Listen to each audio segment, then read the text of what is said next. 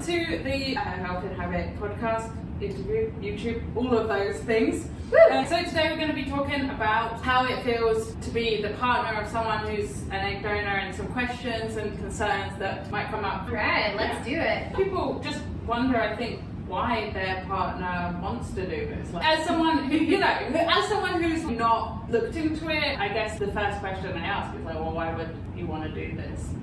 I think it's a common question. A lot of people don't understand why someone might want to donate. I think a lot of that kind of comes down to either one of two things, like how does someone view family and genetics. So if someone's really married to the idea of family or their genetics being their own, then they can really struggle with the idea of egg donation because it's like giving a part of you away.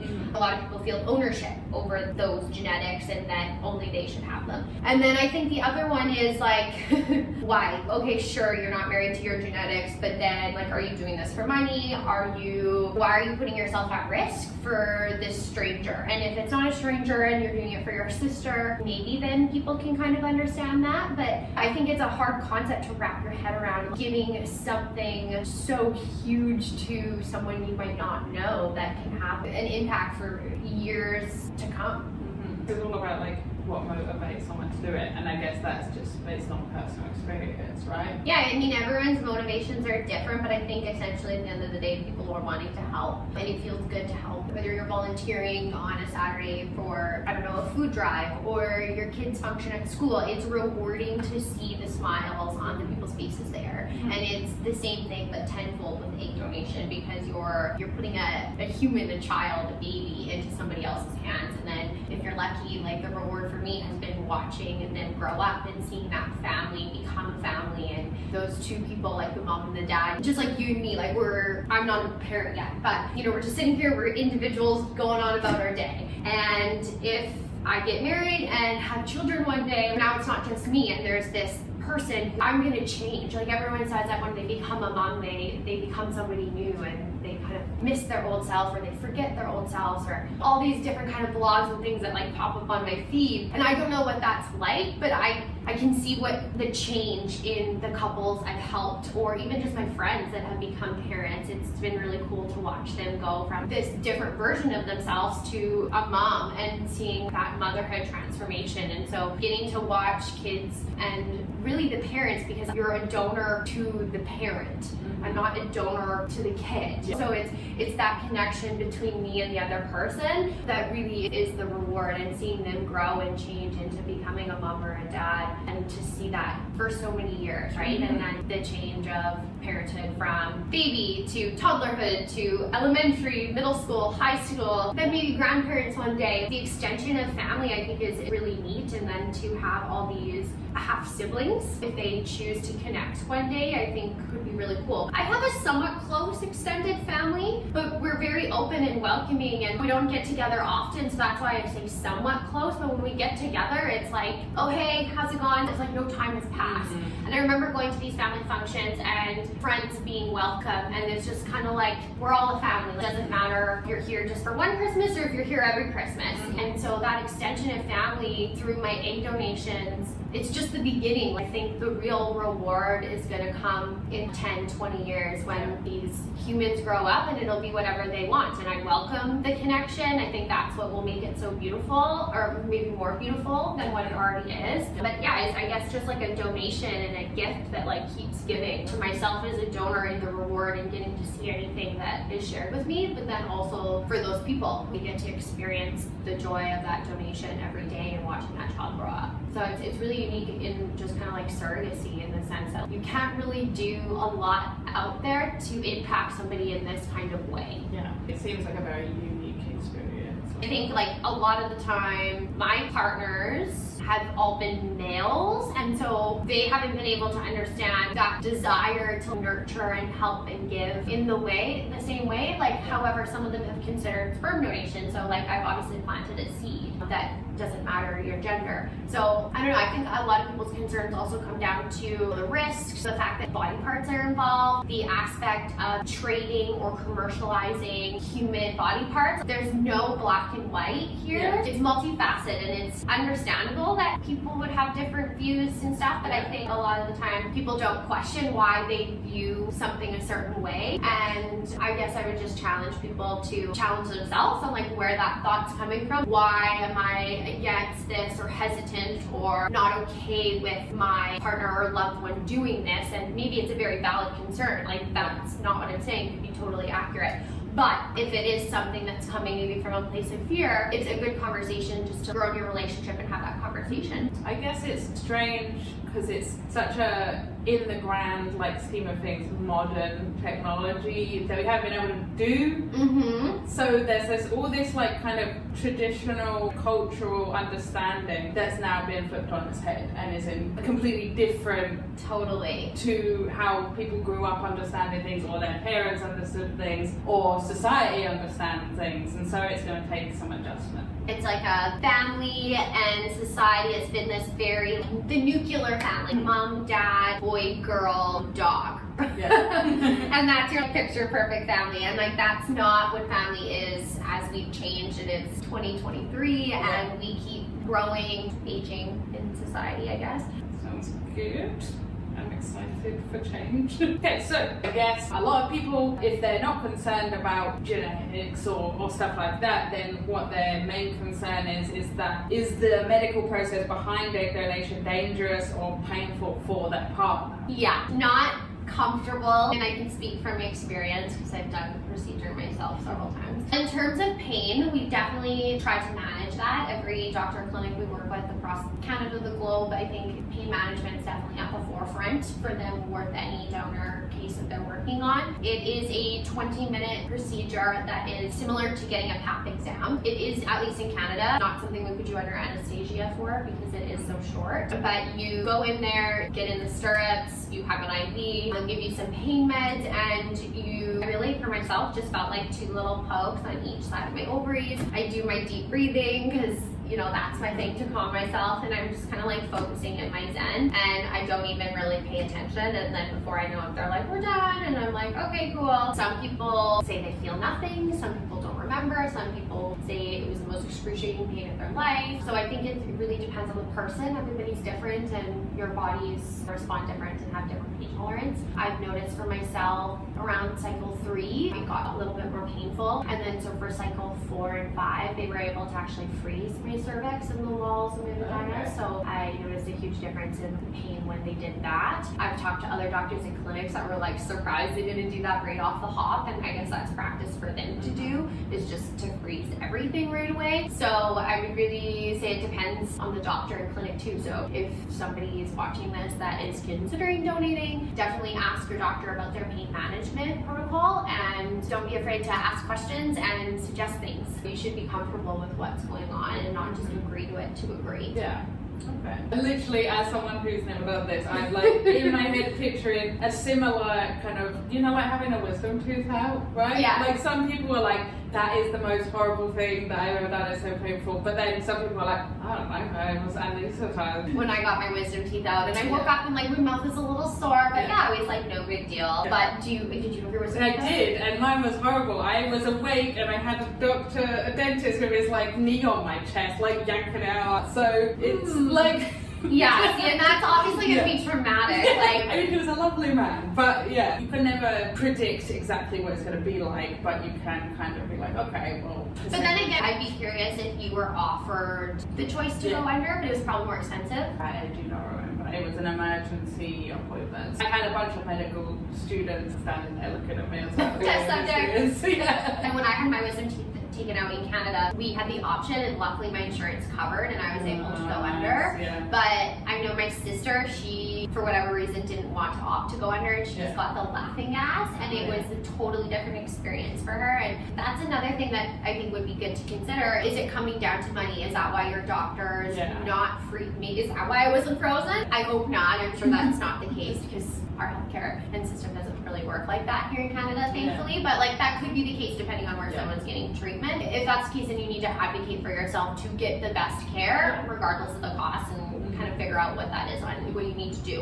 Okay, that makes sense. Okay, another question. Actually, can I ask you a question? You can, yes. So I'm just curious, can you tell me a little bit about yourself? Where are you coming at me with these questions from? Oh, right. Well, my partner is actually on a database, so these are not just other people's concerns, they're my concerns as well. Okay. I'm trying to find out stuff for myself, but also I know that there must be a lot of other people in the exact same position who are very concerned or have all of these questions, and I don't know if there's that much information out there, because there's more information for the person donating, Yeah, you're right. for the parents, but not the other people very close to them who are like, I don't understand this because I'm not the one researching it or talking to the clinics or agencies or whoever necessarily. The partners maybe are a little more in the dark about what's going on, so it would be good to shine a light on that. That's something I never really considered. Sometimes we get partners pop up on the meet and greet calls Yes. where they're meeting parents, and I love it because it shows the support system that the donor has. To be honest, I kind of wish we'd seen it more, but it's something that a lot of partners seem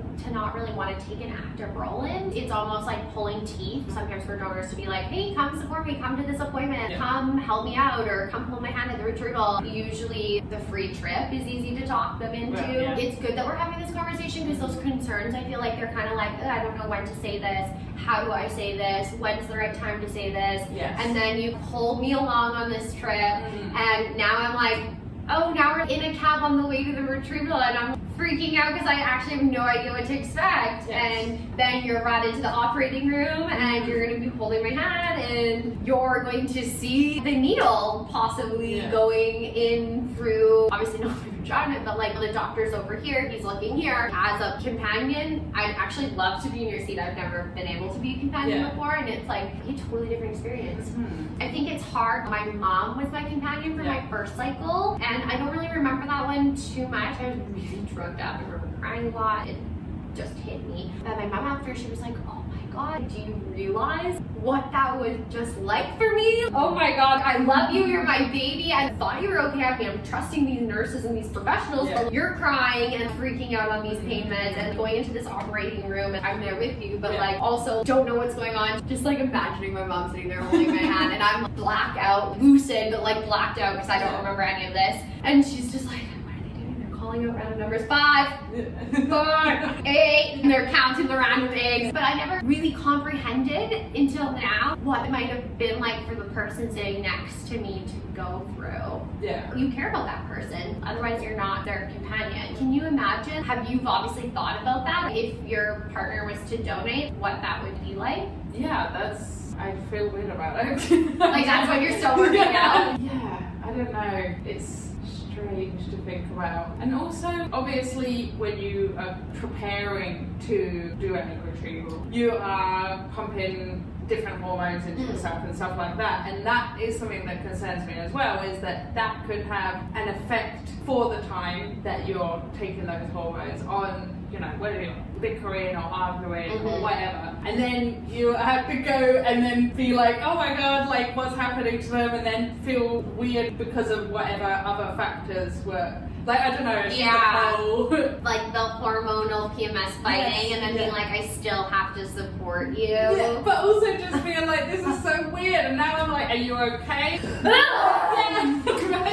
me a house pack! I don't know, my brain's just like... I think you're like, It's that's so crazy. funny. I love it, but you're almost like, actually only from my personal experience, I'm imagining like crazy pregnant woman. When I was on the meds, I felt great. Your estrogen is through the roof, and when your estrogen's up, like it's the changes that affects your mood. Yeah. So if it's stable, you're okay. It's the end when she has the retrieval you want to worry about, and it's like crash because the estrogen drops. For myself, I would say I was more moody at the end of the cycle. If anything, it was just like, oh, I'm crappy. It's like the flat kind of tone, more hormonal acne, hair loss a little bit. But then 3 to 6 months post retrieval, my hormones had regulated. More significantly, the dramatic stuff had changed in about like a month or two with 1 or 2 periods. Once I had that first period, which comes anywhere from like a couple days to a week after your retrieval, then that's when you're in the clear of complications. And that's kind of when, okay, so now you've had your period, your cycle resets, Yeah. and then our hormones can start to regulate. Those crazy mood swings should at least be over and you're kind of like only in a danger zone for like maybe a week,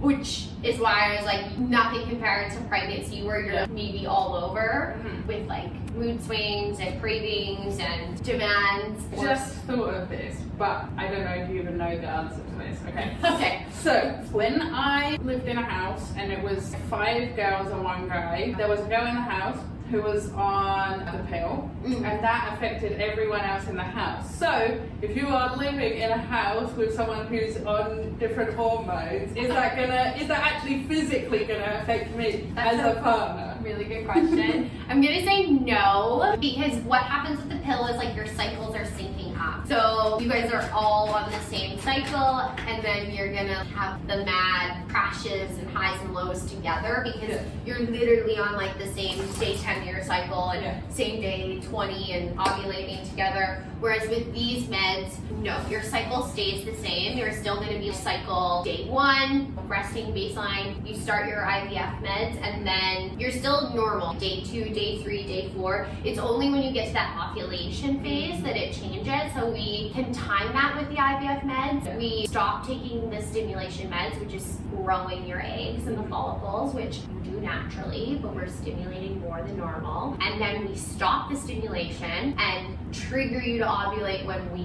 want. And it happens a day or 2 later immediately. Whereas when you naturally ovulate, you're gonna ovulate, but you still have the remaining week and a half, 2 weeks of like your 28-day cycle. And really it's still similar because we're gonna trigger an ovulation, you're gonna have the retrieval procedure, and then you still wait a couple days and then have your period. So we're just speeding it up like a few days at the end, which your body's not just gonna be like, I'm up and speeding through this. You still have to go through the cycle like you usually would. Okay. Yeah, but good question. And don't quote me, any doctors out there, because that is just my best answer. And I'd love to know if someone has a more scientific kind of reasoning, maybe different answer, and I'm completely off. All right. This is not so much a personal question, but an overarching question. Will it put their future fertility at risk being an egg donor? I hate this question. It's such a good question. Yes and no. Yes but no. No but yes. I don't know.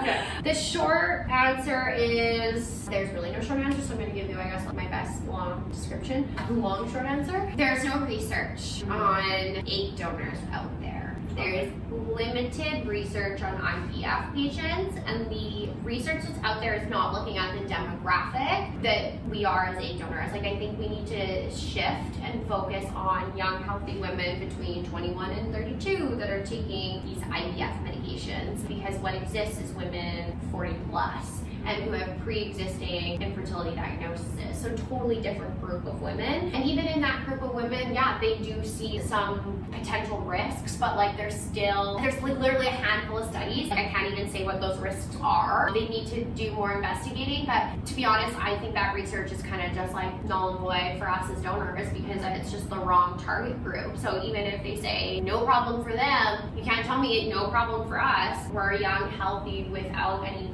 underlying conditions, like any, what's the word? No pre-existing conditions. I'm going to say no in the sense that you don't lose any more eggs than you normally would by doing an IVF cycle. Every woman is born with like a couple million eggs. By the time you hit puberty, that's about 400,000. That number is steadily decreasing with every period until you hit menopause. Now, everyone thinks, okay, 1 cycle a month, I lose 1 egg a month. Yeah. No, you're losing multiple eggs a month, but you only ovulate 1. So when I'm saying earlier, you start your cycle on day 1, that's your baseline. Yeah. So your follicles, your ovaries, everything's resting. In your ovaries, you have follicles, and those little follicles are what make the eggs. So the 2 ovaries, I start day 1. These little follicles are all gonna grow eggs, and then naturally my body just picks like, this is the best follicle or egg that's been developing, and I'm gonna release this on ovulation. ovulation day.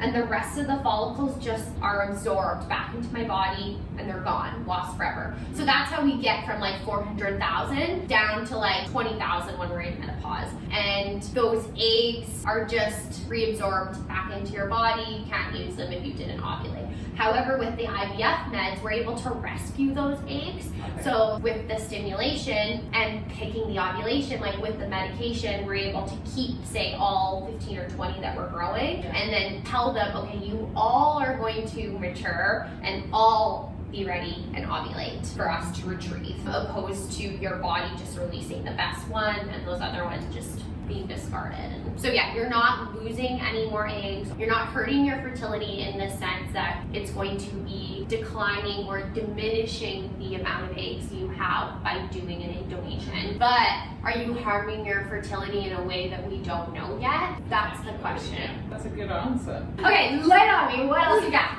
Okay, so just a couple more questions. A lot of times when I was like looking at kind of what people's concerns were, people are asking what are their responsibilities or their partner's responsibilities in relation to any children or offspring that come out of their egg donation. It seems to be a thing that people are worried about. I think at minimum, the donor has a responsibility to make themselves available to update health history. So whether that's their own medical history, at a minimum for sure, that needs to be remaining current. But if you're gonna go a step above and beyond, I think it should at a minimum include your relatives, you know, mom, dad, brothers, sisters, that immediate family, and extended family if at all possible. You know, the more the better. I think there is a obligation to update that stuff for these offspring because they literally have no access to that information if you're not going to be the link.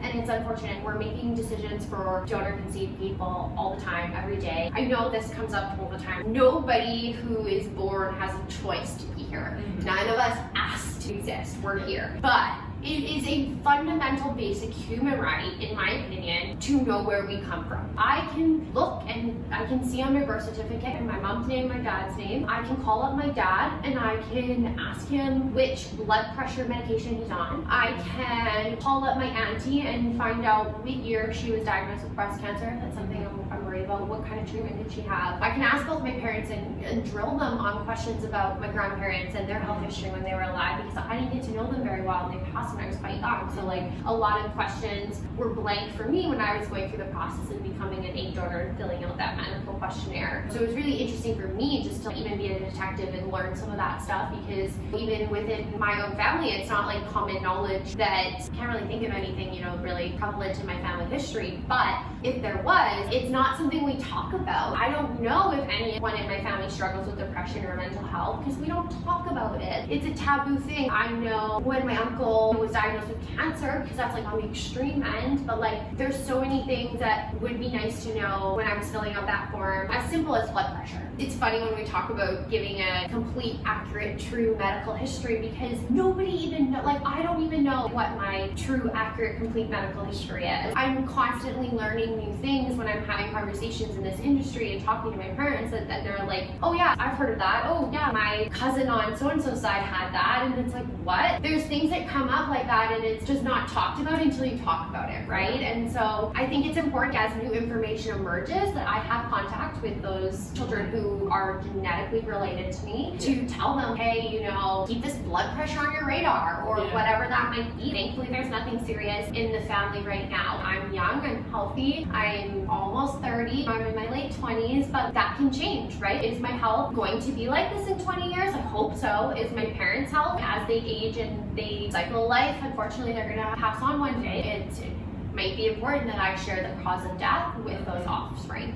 This didn't affect any of my donations, but just to give kind of a personal example again, my dad, when I was in Australia nannying, my dad had a heart attack and nobody told me while I was gone. And I found out when I got home, oh, dad's scheduled for open heart surgery in a few months. This is like big news to 19-year-old me, like what is going on? It seems super serious. And then seeing my dad after the operation, they break your ribs to get access to your heart for that surgery. So not only is your heart and everything recovering, but your ribs and physically there's so much more that needs to recover. He's 26.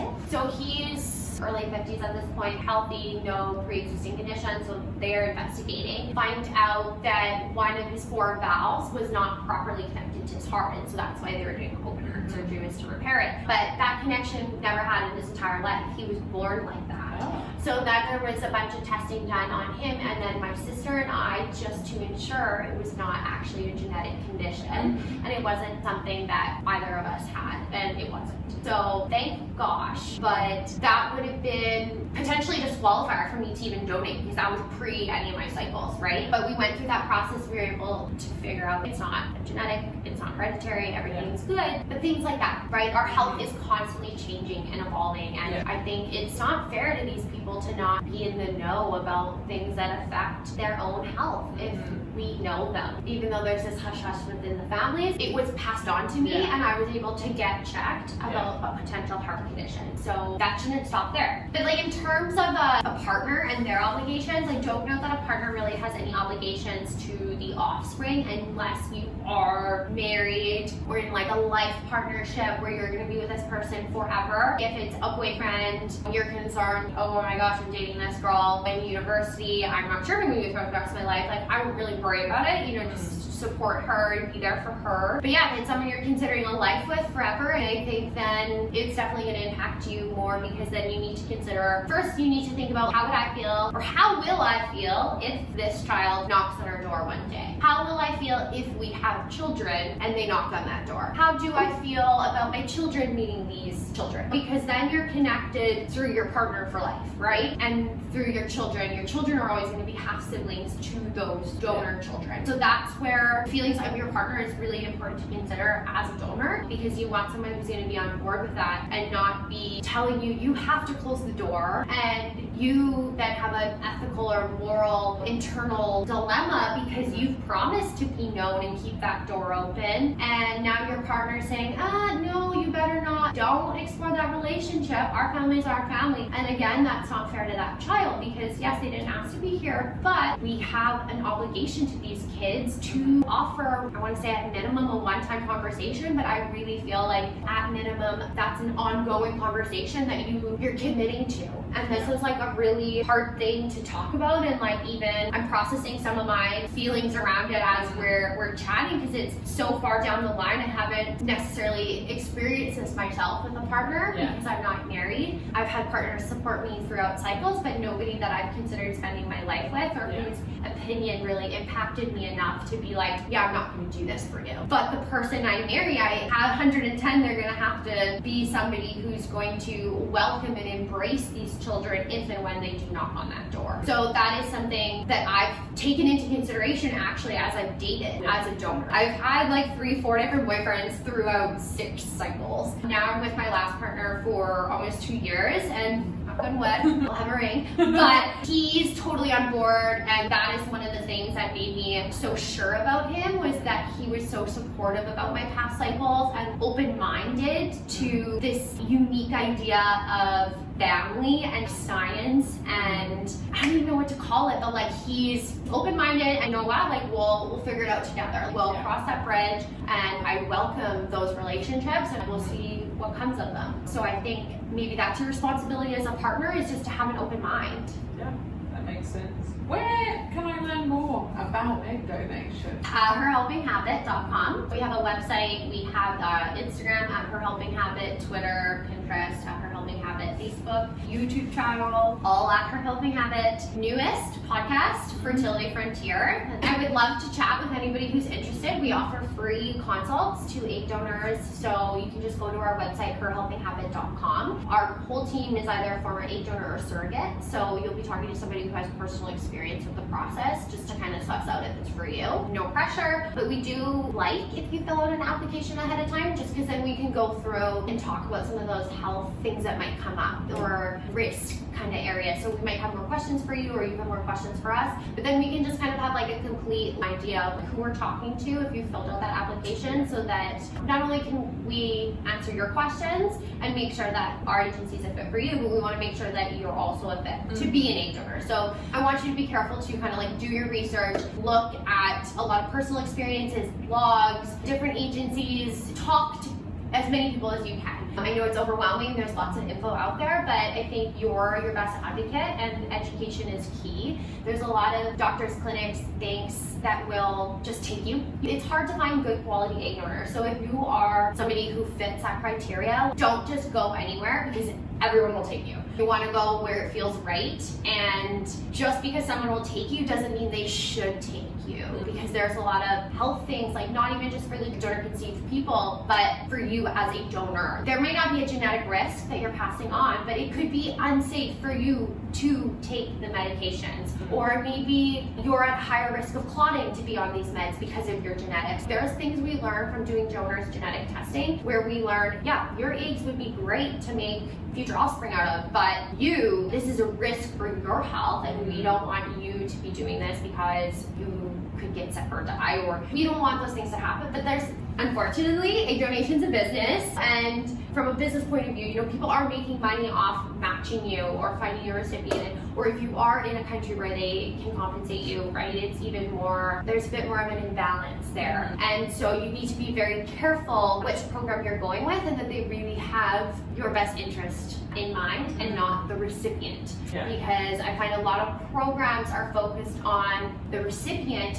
They're the paying person or patient, and the donors are pushed off to the side. And that's something at For Helping Habit, like, we're very donor focused, we're client centered. We look at you as a person, whether you're the donor, the surrogate, or the parent, and how can we best help you. And so we have different workers with each parent. So if I'm working with the donor, I'm not that caseworker for the parent. It's somebody else on our team who's working with the parent. And then they can advocate for the parent, I can advocate for the donor. So there isn't that conflict of interest. Okay, great. Check out the website at howhelpinghabit.com. So also to talk to you. Yeah, thank you. It was nice to chat with you. I appreciate you being vulnerable and sharing kind of some of those fears with us. All right, talk to you again soon, I'm sure. Thank you. Bye.